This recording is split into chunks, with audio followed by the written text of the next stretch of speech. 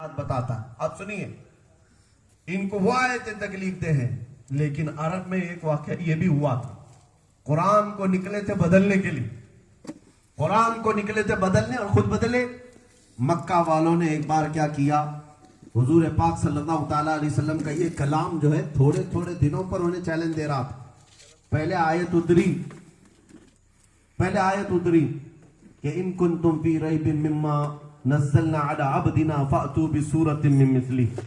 اگر تم کو شک ہے، اللہ فرما رہا ہے میں نے اپنے بندے پر جو اتارا ہے، تم کو شک لگتا ہے تو ایسی ایک سورہ لے کے آؤ، ایسی ایک سورہ لے کے آؤ. پھر 10 سورتوں کی پہلے بات آئی، فأتوا بعشر سور مثلہ. پھر ایک سورہ کی بات آئی، پھر 10 آیتیں لے کر کے آؤ. چیلنج کم ہوتا جا رہا تھا لیکن جواب کوئی نہیں لا رہا تھا. تو پھر ہوا یہ کہ سارے مکہ کے بڑے بڑے سیٹھ اور پیسے والے مل کر سوچتے ہیں، یمن کے، شام کے، ادھر ادھر کے جو بڑے شعراء ہیں ان کو کرایہ پہ لیتے ہیں اور ان کو پیسہ دے کر کے سوچتے ہیں کہ کچھ اس کا جواب لکھوائیں گے. پہلے زمانے سے شاید شاعروں کو پیسے دینے کا رواج. خیر میرے عزیزوں، میرے نبی پاک کے نام پر جو مل جائے وہ ٹھیک ہے، صدقہ ہے، لیکن مانگ کر کے اور فکس کر کے لینا یہ تو حرام ہے. اعلیٰ حضرت رضی اللہ تعالیٰ عنہ نے اس کو حرام لکھا. خیر وہ سارے شاعر آئے، انہوں نے کہا کہ ٹھیک ہے اتنا اتنا پیسہ دینا پڑے گا. وہ جتنے لاکھوں میں بھی فکس ہوئے، کہے کہ اگلے سال حج پہ آئیں گے، بنا کے لے آئیں گے. گئے، جا کر کے 1 سال کے بعد آئے، پیسے پورے کھا کر کے اور کچھ بھی نہیں بنا کے لائے. لوگ پوچھنے لگے، کہا نہیں بہت محنت کیا، ہم سے ہوا نہیں، 1 سال اور ٹائم اور اتنا پیسہ دو. مکہ والے اور پیسہ جمع کر کے دیے اور یہ شاعر گئے. جا کر کے 1 سال کے بعد اب کی بار آتے تو مار بھی کھاتے، تو کچھ نہ کچھ تو لانا تھا. دوسرے سال آئے، آ کر کے کہا ہاں ہم ایک سورہ بنا کے لائے. ایک سورہ، وہ القاریعۃ ما القاریعہ وما ادراک ما القاریعہ. یہ جو سورہ ہے قرآن پاک کی، اس کے مقابل میں وہ ایک اس کے وزن پہ بنا کے لائے. وہ لائے اور کہا کہ ہم ایک سورہ لے کر کے آئے ہیں اور یہ سنا دینا. سب مکہ والے کان کھڑے کر کے سننے لگے. ایک نئی سورہ شاعر بنا کے لائے مکہ والوں پہ سنانے لگے. کیا؟ الفیل ملفیل وما ادراک ملفیل خرطومہ طویل. یہ بنا جس کا مطلب کیا ہوتا ہے، الفیل ملفیل، ہاتھی تو کیا جانے ہاتھی، وما ادراک ملفیل تو کیا جانے ہاتھی کیسا ہوتا ہے، خرطومہ طویل اس کی سونڈ لمبی ہوتی ہے، پونچھ چھوٹی ہوتی ہے. یہ پورا پڑھنے کے بعد مکہ والے خود ہی ہنسنے لگے. ارے 1400 سال بعد آج امت ہنس رہی ہے. عربی جس کو نہیں آتا آپ ہنس رہے ہیں. وہ تو بڑے بڑے فصاح اور بلغا تھے، فصیح و بلیغ لوگ تھے، ہنسنے لگے. قریب تھا کہ مار ڈالتے ہوئے. پھر شاعروں نے ہاتھ جوڑ کر کے کہا یہ ویسٹ ہو گیا، 1 سال اور دے دیجیے اور اتنے پیسے دے دیجیے. یہ قرآن کے بارے میں کر رہا ہوں. یہ چلے نکلنے قرآن بدل. اس زمانے سے ان کے باپ داداؤں نے کوششیں کی تھی. سنیے، پھر 1 سال کے لیے چلے گئے. جا کر کے اب کیا کریں گے، اب خرطوم طویل تو چلے گا نہیں، الفیل ملفیل چلے گا نہیں. 3 سال کے بعد آئے، کہا دیکھو ہم یہی بات جو آج کہہ رہے ہیں نا، ہم بنا تو نہیں لائے لیکن قرآن میں 4 ایسے الفاظ ہم کو ملے ہیں جو فصیح نہیں ہیں. عرب والے لوگ اس کو استعمال نہیں کرتے، تو جو عرب استعمال نہیں کرتے وہ فصاحت سے گرے ہوئے الفاظ ہیں. عرب جس بات کو نہیں استعمال کرتے وہ فصاحت سے گرے ہوئے ہیں. لٹریچر میں یہ فل نہیں بیٹھتے. میاں اگر آپ کے یہاں پر کوئی شخص آئے اور کہے لڑکی چل رہا تھا، آپ کو بوجھ لگے گا. لڑکی چلتا نہیں ہے، چلتی ہے. آپ اردو زبان کے ماہر ہیں، آپ کو پتا چلے گا یہ بھونڈا لفظ استعمال کر رہا. عرب والے جانتے تھے تو وہ 4 لفظ ڈھونڈ کر کے لائے قرآن کہ یہ 4 ایسے ہیں جن کو عرب لوگ نہیں یوز کرتے، استعمال نہیں کرتے، اور عرب والوں کی زبان پر یہ سخت ہیں، لہذا قرآن فصیح نہیں ہے، بلیغ نہیں ہے. کہا چلو یہ بھی ٹھیک ہے، اتنا تو لے آئے. 3 سال کے بعد خوب پیسے کھانے کے بعد اتنا تو لے آئے. اور یہاں پر بھی مودی جی نے ان کو پتہ نہیں کتنے سال سے کھلایا تھا اور 26 آیتیں نکالنے بیٹھے تھے. ظاہر سی بات یہ حکومت تھی کہ پشت پناہی میں ساری باتیں کر رہے ہیں. ہاں جو کچھ بھی ان کی کون سی ہمت ہے ناجائز اولاد. اب 3 سال کے بعد آئے 4 چیزیں کیا تھی توجہ چاہتا ہوں مسلمان ذہن میں رکھ لینا. ایک لفظ تھا اس میں حضوا. حضوا کہتے ہیں مذاق کو عربی میں مذاق. لیکن عرب والے لوگ استہزاء کا لفظ استعمال کرتے تھے حضوا نہیں کہتے. حضوا یہ چھوڑا ہوا لفظ تھا عرب میں کوئی استعمال نہیں کرتا تھا ان کی زبان میں استہزاء نمبر 1. دوسری چیز وہ جو لائے تھے قرآن سے وہ کبار کا لفظ لے آئے. کبار کہتے ہیں بڑے آدمی کو اور اس کی جگہ کبیر استعمال ہوتا تھا. عرب میں کبیر استعمال ہوتا اور قرآن میں کبار آیا ہے. حضوا بھی آیا ہے کبار بھی آیا ہے قرآن میں آیا ہے. اب تیسرا اور چوتھا لشیئن لشیئن ہوتا تھا لشیئن قرآن نے کہا. عجاب ایک لفظ ہے عجیب تھا لوگ عجیب استعمال کرتے تھے اور قرآن نے عجاب یہ بالکل الگ الگ. تو سب خوش ہو گئے بڑے پوائنٹ کی چیزیں ڈھونڈ کے لائے. حضوا آیا ہے توجہ چاہتا ہوں کبار آیا ہے عجاب آیا اور لشیئن. اب اس کا مطلب میں آپ کو بتا دوں. حضوا مذاق کو کہتے کبار بڑے کو کہتے لشیئن کہتے ہیں کسی چیز کو عجاب عجیب کو. سمجھ میں آئی بات ذہن میں آ رہی ہے. 12 بج چکے ہیں یا زیادہ ہو گئے. اب آپ کو میں سمجھاؤں. اب ظاہر سی بات ہے یہ 4 چیزیں ڈھونڈ کر کے لائے دوڑے دوڑے آئے میرے آقا کی بارگاہ. کہا محمد صلی اللہ علیہ وسلم آپ بار بار چیلنج کرتے رہتے ہیں ہم نے آپ کے اوپر اتری ہوئی کتاب جو آپ کا دعویٰ ہے اس میں سے 4 غیر فصیح الفاظ ڈھونڈ کر لائے. فصاحت سے گرے ہوئے الفاظ ہیں عرب استعمال نہیں کرتے. حضور پاک نے فرمایا میں تم سے بات نہیں کروں گا. وہ معجز نبی وہ شان رسالت جانتی تھی کہ سامنے آنے والا کیا لے کر کے آیا جواب کیا دینا ہے. میرے آقا نے فرمایا میں تم سے بات نہیں کروں گا. جاؤ ہمارے اور تمہارے درمیان میں کسی بڑے فیصل کو لے آؤ. وہ مرضی تمہاری فیصلہ کرے گا نا کہ قرآن میں یہ جو 4 لفظ آئے ہیں یہ فصیح ہیں یا نہیں ہے. کوئی بڑا فیصلہ کرے گا نا. حضور نے ان کے اختیار پہ چھوڑ دیا جاؤ تم ہی ڈھونڈ کر کے لاؤ جو ہمارے اور تمہارے درمیان جو عربی کا سب سے ماہر آدمی ہوگا اسے ڈھونڈ کے لاؤ.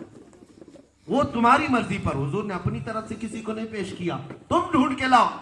مکہ والے سب گئے پوچھا کون ہے جس کا عربی کا لہجہ اور عربی دانی سب سے بہتر ہو. سبوں نے ڈھونڈ ڈھونڈ کر کے نکالا ایک 97 برس کا 97 ایئرز کا ایک بوڑھا وہ پہاڑی پر رہتا تھا اور اپنی زبان کی اتنی حفاظت کرتا تھا کہ وہ شہر میں بھی نہیں آتا تھا کہ زبان میں مکس ہو جائے گی. کلچر مکس ہوتا ہے شہر کا تو زبان خراب ہو جائے گی اس لیے وہ بوڑھا نیچے نہیں آتا تھا پہاڑیوں پہ رہتا تھا.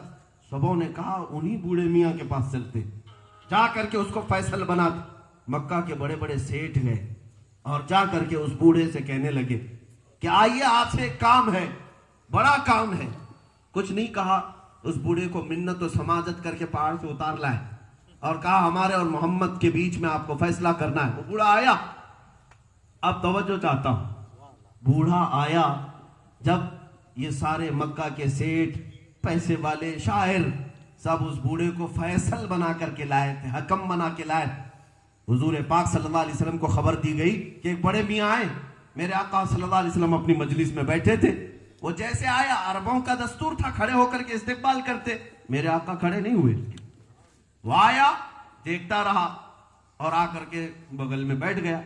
جیسے ہی وہ بیٹھا میرے آقا اٹھ گئے. حضور کھڑے ہو گئے تو وہ بھی ڈر کے کھڑا ہو گیا تو حضور بیٹھ گئے. میرے آقا صلی اللہ علیہ وسلم بیٹھ گئے پھر بھی وہ بھی بیٹھ گیا. جب بیٹھے تو حضور نے اس کو کہا یہاں سے اٹھو ادھر بیٹھو. اس کو پھر اٹھایا ادھر بٹھایا اور ادھر بیٹھ رہا تھا. پھر حضور نے کہا یہاں نہیں ادھر بیٹھو. ارے میاں 97 برس والے کو اٹھک بیٹھک کرائیں گے. ظاہر سی بات ہے کمر کی ہڈیاں پیر کی پنڈلیاں پتہ نہیں کیا کیا بول رہی ہوں. اب جب نبی رحمت صلی اللہ علیہ وسلم نے ادھر اٹھایا ادھر بٹھایا ادھر اٹھایا ادھر بٹھایا وہ سٹی آ گیا. غصے میں آ گیا یہ کیا چل رہا ہے بھائی فیصل بن کے آیا ہوں جج بن کے آیا ہوں نہ میرے لیے اٹھ رہے ہیں اور میں اٹھ رہا ہوں تو یہ بیٹھ رہے ہیں میں بیٹھ رہا ہوں تو یہ اٹھ رہے ہیں یہ تو منظر الگ ہے نا کسی کے ساتھ بھی ہو تو جھلا جائے گا نبی پاک نے 2-3 جگہ اس کو ادھر ادھر گھمایا تو سنو جو عربی کا فصیح آدمی تھا بلیغ آدمی تھا غصے میں آ کر کے کیا کہا اس کی زبان سے یہ نکلا یا محمد اتتخذونی ہزوا وانی شیخ کبار وان منکم لشیء عجاب میں ترجمہ کر کے بتاتا ہوں اس نے کیا کہا یا محمد اتتخذونی ہزوا وانی شیخ کبار وان ھذا منکم لشیء عجاب یہ پورا جملہ اس کا ہے اس نے کہا اے محمد تم میرا مذاق کر رہے ہو اتتخذونی ہزوا میرا مذاق کر رہے ہو وانی شیخ کبار اور میں بڑا آدمی ہوں وَإِنَّ مِنْكُمْ لَشَيْءٌ عُجَابٌ اور ایسی بات آپ سے بڑی عجیب لگتی ہے وہ چاروں جو پوائنٹ ڈھونڈ کر لائے تھے یہ بوڑھا وہی چارے باتیں بول رہا تھا میرے آقا نے ان کی طرف منہ کر کے پوچھا کہ کس کو فیصل لے آئے تم کہہ رہے تھے کہ قرآن میں 4 باتیں عرب یوز نہیں کرتے اور جس کی عربی پر تمہیں فخر تھا وہ جھلا کر کے وہی جملے بول رہا ہے میرے عزیزو یہ کلام معجز ہے میرے رحمان کا جب وہ چاہے تو پتھروں سے بھی بلوائے جب وہ چاہے تو گونگوں سے بھی بلوائے ان ظالموں کو جو کوشش کرنا ہے وہ کر کے دیکھ لیں قرآن نہ کل بدلا تھا نہ آج بدلا ہے نہ صبح قیامت تک بدلے گا ہاں لاکھ بدل جائے زمانہ لیکن قرآن نہ بدلا جائے گا عزیزان گرامی وقار اس کی ایک ایک آیت محفوظ ہے میرے رب کی شان یہ ہے کہ قرآن صرف پتوں میں اور اوراق میں نہیں کروڑوں حافظوں کے سینوں میں بھی محفوظ ہے تم اگر اپنی طاقت و قوت و تخت و تاج کو جمع کر کے قرآن جیسے مقدس کلام کو اگر جلا بھی دیا یا اس کو ختم کرنے کی کوششیں کی تو میرے عزیزوں کروڑوں سینے محفوظ ہیں جس میں سینہ بسینہ منتقل ہوتے ہیں کل ہی میں نے ایک حافظ کو دیکھا ملاقات کے لیے ہمارے کریم نگر میں آئے تھے نابینا ہے لیکن ایسا قرآن پڑھتے ہیں بلکہ کئی لوگوں کو خود ہی حافظ بنا رہے ہیں جو قرآن دیکھا نہیں اس کے سینے میں قرآن آیا ہے اور آیا ہی نہیں بلکہ دوسرے میں ٹرانسفر بھی ہو رہا ہے 1-2 نہیں کئی ہیں میرے ساتھی تھے مصر میں میرے کلاس میٹ تھے میرے کلاس فیلو ہیں اور مصر میں جب قرآن کا مقابلہ ہوتا تھا 14 ملکوں سے لوگ آتے تھے بڑے بڑے حافظ آتے تھے لیکن اس میں فرسٹ پوزیشن پر میرا یہ ساتھی آتا تھا جو پیدائشی نابینا تھا پیدائشی اندھا تھا اے رب ذوالجلال تو نے اپنے کلام کی حفاظت کن کن سینوں پر کن کن دلوں پر رکھی کبھی نہیں ہو سکے گا مٹانا آسان نہیں ہے مٹانا توحید کی امانت سینوں میں ہے ہمارے آسان نہیں مٹانا نام و نشاں ہمارا باطل سے دبنے والے اے آسمان نہیں ہے ہم 100 بار کر چکا ہے تو امتحان ہمارا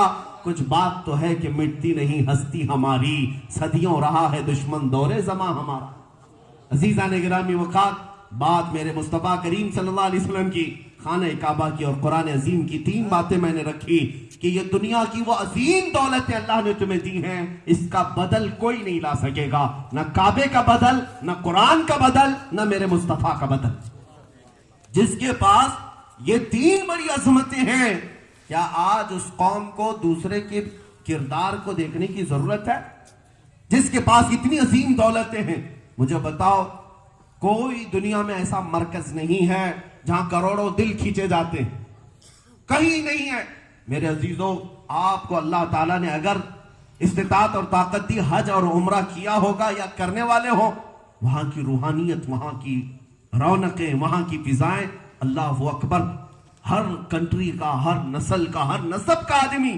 لیکن ایک زبان میں سب کو باندھا گیا ہے لبیک اللہم لبیک اور جب وہاں پر صفوں میں ترتیب پاتے ہیں مسلمان تو پھر وہی کہنا پڑتا ہے ایک ہی صف میں کھڑے ہو گئے محمود و ایاز نہ کوئی بندہ رہا نہ کوئی بندہ نواز یہ شان اسلام ہے عرفات کے میدان میں نے کتنے سال دیکھے ایسے ایسے لوگ رو رو کر کے دعا کر رہے ہوتے ہیں اور ہم ان کا نام بھی نہیں پوچھ پاتے نہ ان کی زبان ہمیں آتی ہے نہ ہماری زبان ان کو آتی ہے لیکن ایک دوسرے کو چہرے کو دیکھتے ہیں تو مسکرا اٹھتے ہیں یہ کون سی ڈور بدی ہوئی ہے یہ رب ذوالجلال نے شان اسلام ایسا رکھا ہے کہ کہ عشق مصطفیٰ میں کسی نسب کا ہو، کسی نسل کا ہو، کسی ملک کا ہو، سب کو مولا نے ایک لباس میں باندھ رکھا ہے، ایک زبان پر رکھا ہے۔ نماز امریکہ والا پڑھے گا تو الحمد سے ہی شروع کرے گا، اور افریقہ والا پڑھے گا تو بھی الحمد سے ہی، کہیں کا ہو نماز وہی ہے، قرآن وہی ہے، سجدہ وہی ہے، رکوع وہی ہے۔ عزیزان گرامی، اتنی بڑی دولت تمہارے پاس ہے، اتنی بڑی مرکزیت تمہارے پاس ہے۔ جانتے ہیں، میں نے کافی سال پہلے ایک یہودی عالم کی تحقیق کے متعلق دیکھا تھا۔ اس نے کہا ہے کہ مسلمان بار بار مارے جانے پر مٹتے اس لیے نہیں کہ ان کے پاس کچھ ایسی چیزیں ہیں جہاں یہ بار بار آ کے جمع ہوتے، پھر جمع ہوتے ہیں۔ وہ 3 باتیں اس نے لکھی ہے، اس میں سے کہا ایک تو ان کا جمعہ ہے، یہ بڑا خطرناک ہے، جمعہ سے ان کو الرجی ہے۔ کہتے ہیں ہم پوسٹر لگا لگا کے اتنے لوگوں کو نہیں جمع کرتے جتنے صرف ایک اذان پہ جمع ہوتے۔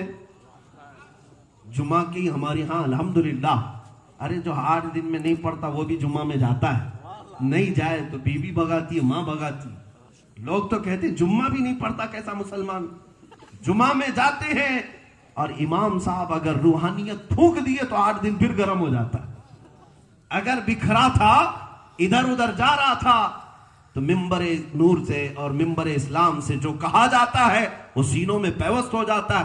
یہودی کہتے ہیں یہ بڑی ڈینجر سچویشن ہے، ان کو جتنا کاٹنے کی کوشش کرے جمعہ میں جمع ہوتے، اور جمعہ نہیں پڑھنا ہے ادھر ادھر پڑھ لیتے ہیں، تو پھر ان کے پاس دوسرا جو سینٹرلائز ہے وہ عرفات کا میدان ہے۔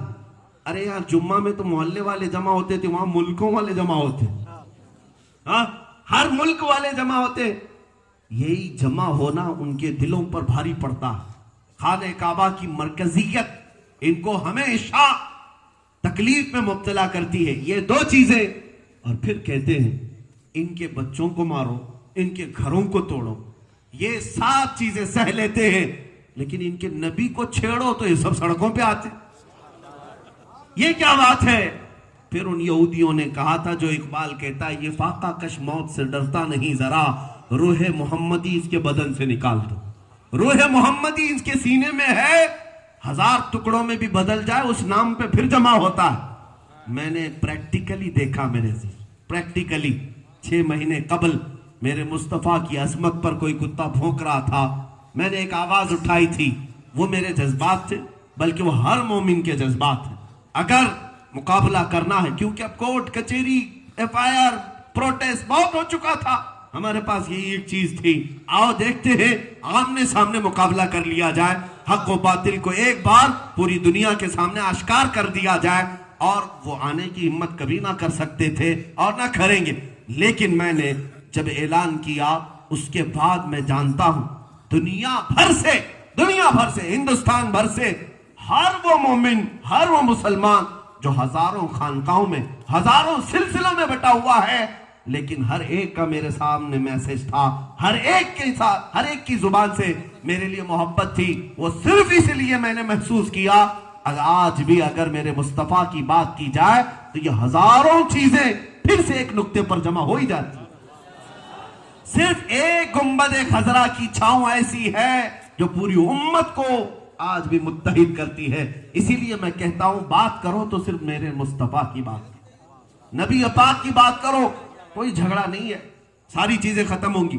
ہاں میں اتحاد انہیں سنیوں کی بات کر رہا ہوں جو عشق مصطفیٰ سینے میں رکھتے ہیں، باقی لوگوں سے میں نہیں۔ ہاں حضور کی محبت ہمارے لیے اصل ایمان ہے اور انہیں کو ہم مسلمان بھی سمجھتے ہیں۔